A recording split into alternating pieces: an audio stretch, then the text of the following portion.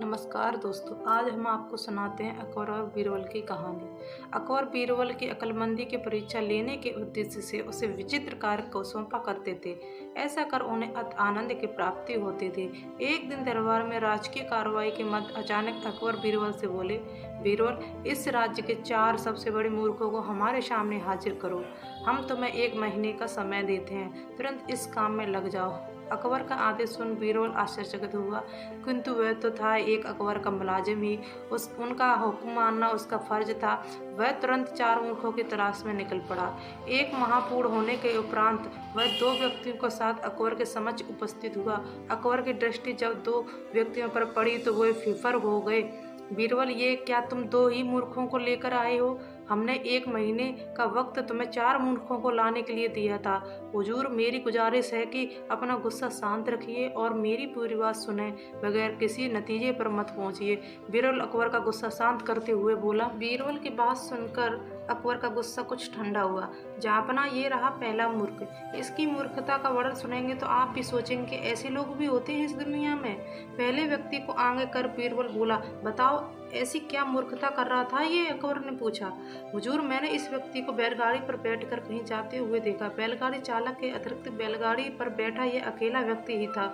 इस पर भी इसने अपनी गठरी सिर पर लाद रखी थी। चकित होकर जब मैंने इसका कारण पूछा तो ये कहने लगा कि गठरी बैलगाड़ी पर रख दूंगा तो बैल के ऊपर बोझ बढ़ जाएगा, इसलिए मैंने गठरी अपने ही सिर पर रख ली। अब इससे मूर्खता नहीं कहेंगे तो क्या कहेंगे? पहले व्यक्ति की मूर्खता का किस्सा सुनकर अकबर के चेहरे पर मुस्कुराहट तैर गई। फिर बीरबल ने दूसरे व्यक्ति को आगे किया और कुछ बोला, जहाँपना, ये आदमी तो इससे भी बड़ा मूर्ख है। एक दिन मैंने देखा कि ये अपने घर की छत पर भैंस लेकर जा रहा है। मुझे आश्चर्य हुआ तो मैंने पूछ लिया, लेकिन फिर इसका जवाब सुनकर मैंने तो अपना सिर ही पीट लिया। इसने बताया कि इसके घर की छत पर घास उगाई है, इसलिए मैं ये भैंस को छत पर ले जाता हूँ ताकि वहाँ घास खा सके। घास काट कर ये भैंस को लाकर भी तो खिला सकता था, लेकिन ये मूर्ख भैंस को ही छत पर ले जाता है। ऐसा मूर्ख कहीं देखा है आपने?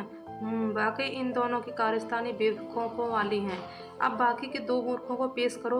अकबर बोले, हुजूर, नज़र उठाकर रखिए, तीसरा मूर्ख आपको सामने खड़ा दिखाई पड़ेगा। बीरबल बोला, कहाँ बीरबल? हमें तो कोई तीसरा व्यक्ति दिखाई नहीं पड़ रहा है। अकबर इधर उधर देखते हुए बोले, तीसरा मूर्ख मैं हूँ हुजूर। बीरबल सिर झुकाकर बोला, अब देखिए मुझ पर कितने महत्वपूर्ण कार्यों की जिम्मेदारी है, लेकिन सब कुछ एक तरफ हटाकर मैं 1 महीने से मूर्खों को खोज रहा हूँ। ये मूर्खता नहीं तो और क्या है? बीरबल की बात सुनकर अकबर सोच में पड़ गई। फिर बोले, और चौथा मूर्ख कहाँ है बीरबल? गुस्ताखी माफ हुजूर, पर चौथे मूर्ख आप हैं। आप हिंदुस्तान के शाहजहां हैं। इतने बड़े साम्राज्य का भार आपके कंधों पर है। प्रजा के हित के जाने कितने कार्य आपको करवाने हैं, लेकिन उन सबको दरकिनार कर आप 1 महीने से मुझसे 4 मूर्खों की तलाश करवा रहे हैं। तो चौथे मूर्ख आप हुए ना? कहते हुए बीरबल ने अपने कान पकड़ लिए। बीरबल का जवाब सुनकर अकबर को अपनी गलती का एहसास हो गया कि बेफजूल में मैंने उसका और अपना काफ़ी वक्त बर्बाद कर दिया है।